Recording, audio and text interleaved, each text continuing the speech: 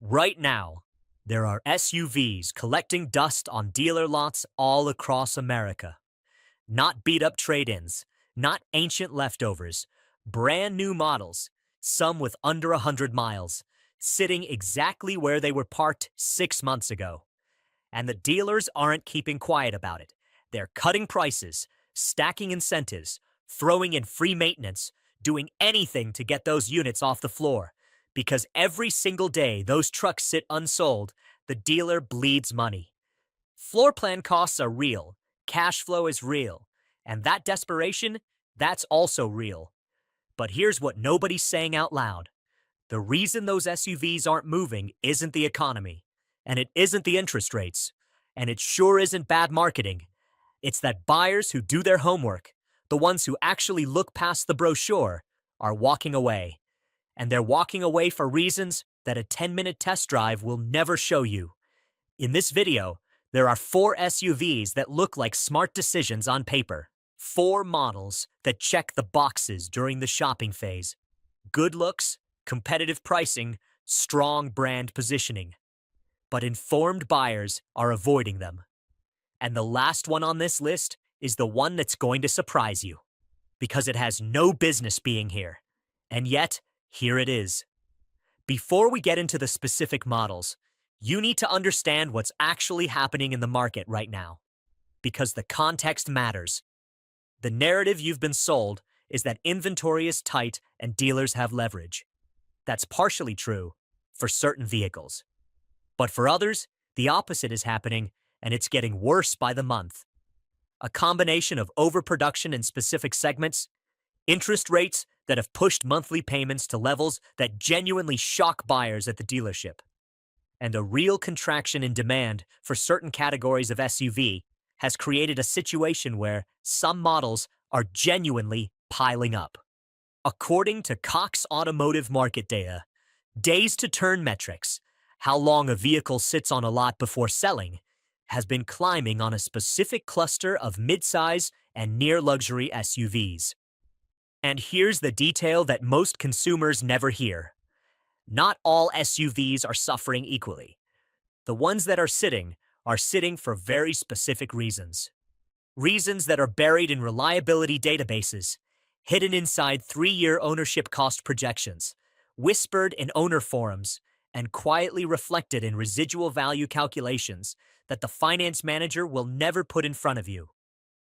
Some of these problems are visible in Consumer Reports survey data. Some of them show up in J.D. Power vehicle dependability studies. Some of them only become obvious after 18 months of ownership. And none of them are apparent when you're sitting in a showroom thinking about heated seats. So let's talk about the first SUV. And I'm not going to frame this as a list, because what you're about to hear isn't a ranking exercise.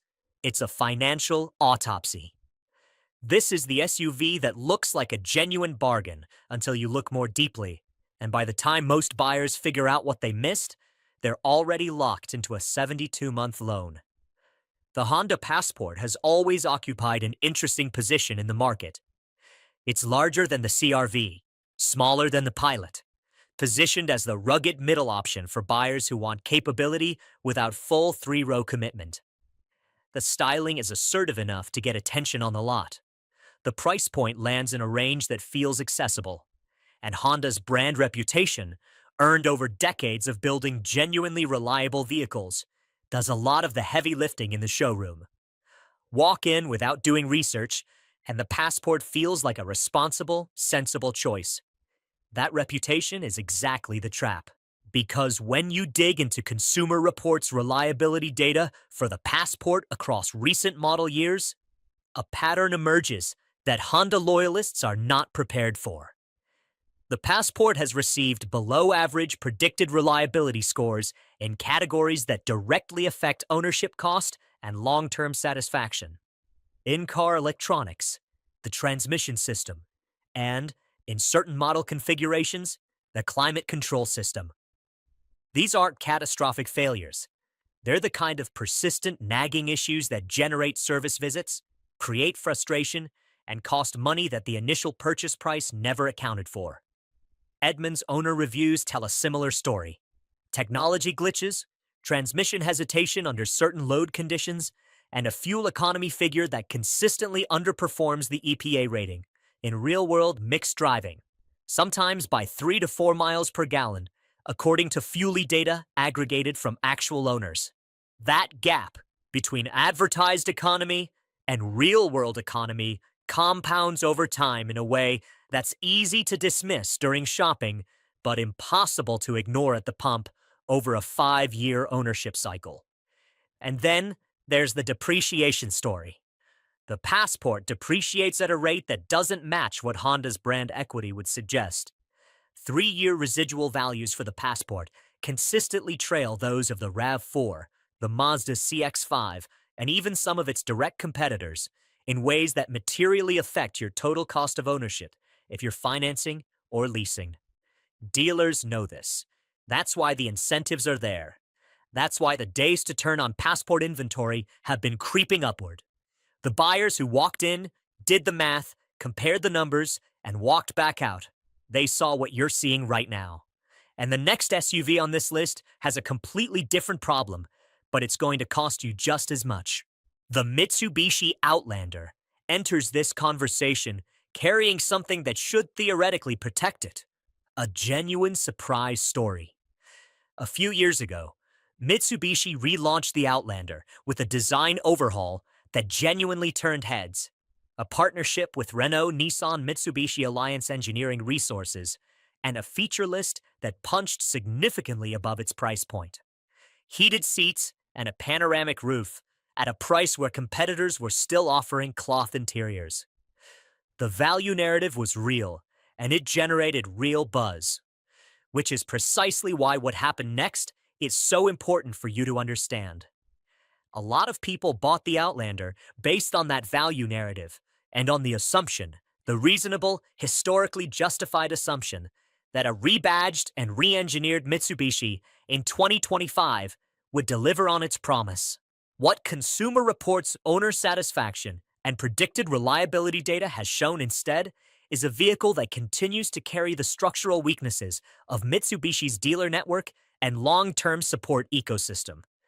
Mitsubishi has approximately 350 franchise dealers in the United States, compared to Toyota's approximately 1,500 and Honda's roughly 1,000. When something goes wrong with your Outlander, and statistically, in a brand that ranks in the bottom half of J.D. Power's vehicle dependability study, something eventually will. Your service options are geographically limited in a way that owners in suburban and rural markets feel acutely. That's not a trivial concern. Rental costs, towing fees, and loss of utility during repair cycles are real costs that never appear in a sticker price comparison. Beyond the dealer network issue, the Outlander's powertrain, the standard 2.5-liter four-cylinder, delivers performance that real-world owners consistently describe as underwhelming, particularly under highway merging loads and when the vehicle is carrying passengers and cargo simultaneously.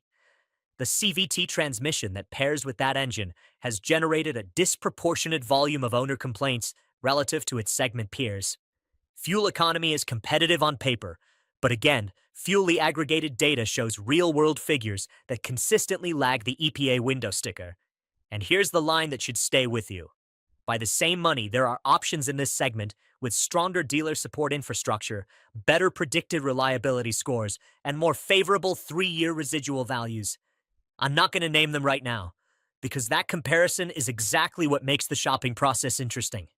But the Outlander's value story starts to unravel the moment you factor in ownership costs beyond the purchase price. And the worst part? This still isn't the most problematic SUV on this list. The intensity needs to go up, because the Nissan Rogue is not a vehicle you should be able to discuss calmly in 2025. The Rogue is one of the best-selling SUVs in America by volume, which means it has spent years benefiting from the kind of market momentum that insulates a vehicle from scrutiny. When something sells well, buyers assume it sells well because it's good. That assumption is one of the most expensive cognitive shortcuts in the car buying process. The Rogue's sales volume has been driven by aggressive pricing, heavy fleet sales, and Nissan's willingness to discount deeply. all of which suppresses residual values in ways that individual buyers absorb directly at trade-in time. But the reliability data is where the Rogue's reputation actually lives, and that data is not flattering. Consumer Reports has issued below-average reliability ratings for the Rogue across multiple consecutive model years, with problem areas concentrated in the powertrain, specifically the continuously variable transmission and the advanced driver assistance technology suite. Nissan CVT has been the subject of extended warranty programs, class action litigation, and a volume of owner complaints that is genuinely difficult to explain away as statistical noise. The pattern is not new. It has persisted across generations of Rogue, and it continues to generate frustration in owner communities across Reddit, NHTSA complaint databases, and Edmunds owner review sections. Real-world owners report transmission shuddering, hesitation, and, in higher mileage examples, progressive degradation that leads to costly replacement. A CVT replacement on a Rogue is not a minor line item. Depending on mileage and warranty status, you're looking at a repair bill that can approach or exceed $3,000 to $5,000, according to independent service data. A cost that fundamentally changes the financial calculus of what looked like an affordable entry-level crossover purchase. The fuel economy is competitive. The interior space is genuinely good. The ProPilot Assist system, when it works, is impressive technology. But the pattern that's emerging across these four SUVs is not accidental. These vehicles are not failing randomly. They're failing in predictable ways, in documented areas that informed buyers have learned to account for. And the last SUV on this list, the one that's going to reframe this entire conversation, isn't here because it fails at everything. It's here because it fails exactly where it matters most. If you think you've already seen the worst of what this list has to offer, what comes next is going to change how you think about buying decisions entirely. Because the last SUV here doesn't have a weak interior. It doesn't have an economy brand dealer network. It doesn't have a decades-long CVT reliability problem. What it has is something more dangerous.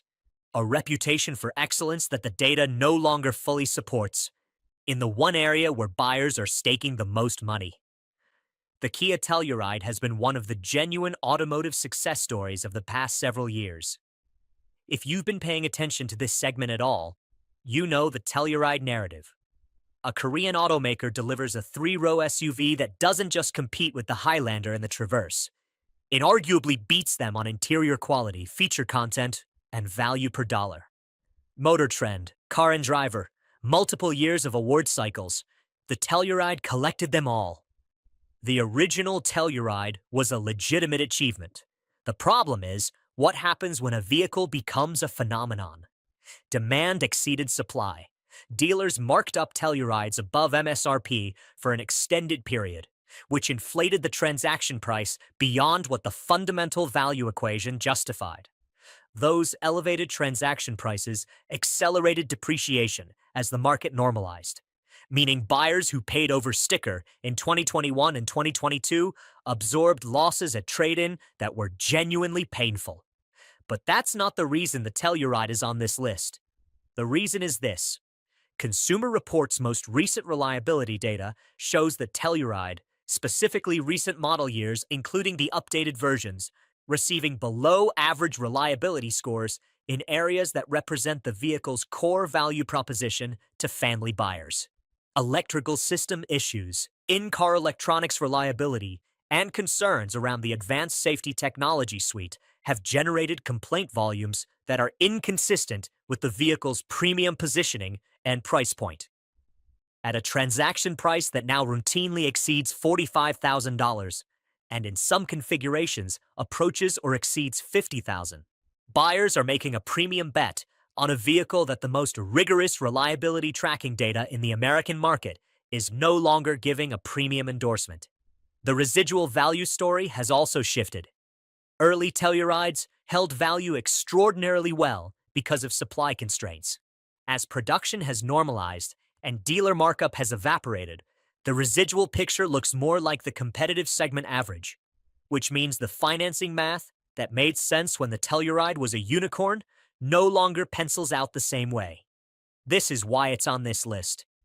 Not because it's a bad vehicle in every dimension, but because it's being purchased at a premium price by buyers who are relying on a premium reliability expectation against data that suggests that expectation may not be warranted right now. Dealers aren't moving Tellurides the way they used to. The markup era is over, and the buyers who were on waiting lists 2 years ago are no longer rushing in, because the ones who went through that experience and then compared notes with their repair shop are talking. And that conversation is the most honest marketing research Kia could ever receive. Here is the pattern that connects everything you just heard, and it's worth sitting with for a moment before you walk into any dealership. The Honda Passport traded on brand heritage that its actual reliability data doesn't currently support. The Mitsubishi Outlander offered a value narrative that collapses the moment you account for dealer network infrastructure and long-term ownership costs. The Nissan Rogue built volume on aggressive pricing while sustaining documented powertrain vulnerabilities that the transaction price never adequately discounted for. And the Kia Telluride arrived as a genuine achievement, earned its reputation, and then allowed the market's enthusiasm for that reputation to carry prices beyond what the current data justifies. None of this is accidental. None of it is bad luck. These are the compounding results of engineering compromises, market positioning decisions, and the structural information asymmetry that exists between the dealer who knows the data and the buyer who's relying on a brand name and a test drive. The most expensive moment in the car buying process isn't when you sign the paperwork. It's the moment you stopped asking questions because you already liked the vehicle. That's when the real cost starts accumulating. In service visits, in depreciation curves, in trade-in offers 3 years from now that land thousands of dollars below what you expected. The buyers who are walking away from these 4 models aren't being irrational. They're being precise. They found the gap between the story and the spreadsheet, and they chose the spreadsheet. But here's the question I want you to sit with, and I genuinely like to hear your answer in the comments. Does the Kia Telluride actually belong on this list? There's a legitimate argument that its problems are transitional, that a brand making rapid quality improvements deserves more runway before being grouped with structurally compromised models. And there's an equally legitimate argument that at $50,000, transitional is not good enough. I've heard from owners who love theirs without reservation, and from owners who feel like they paid a premium for something that isn't delivering premium reliability. Which camp are you in? Because I'll tell you this, there was one more SUV that came extremely close to making this list. It's one of the most popular nameplates in America. It has a reputation that most buyers consider bulletproof, and the data I've been looking at suggests the gap between that reputation and its current reality is closing faster than the market has priced in. Whether that vehicle deserves its own video, or whether it belongs right here on this list, is a conversation worth having.